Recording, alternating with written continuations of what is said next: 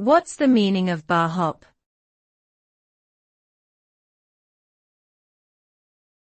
Bar hop.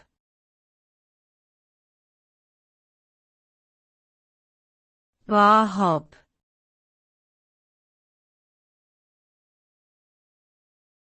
Bar hop.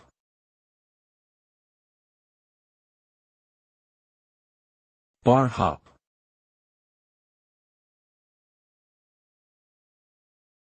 The term bar hop refers to the act of visiting multiple bars or pubs in one night, usually with the intention of consuming alcoholic beverages. This is a popular social activity among adults, particularly those who enjoy exploring new drinking establishments and meeting new people.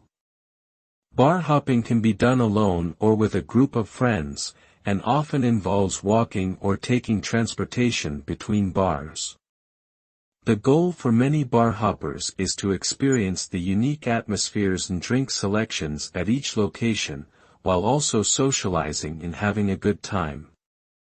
Some may also use bar hopping as a way to explore a new city or neighborhood.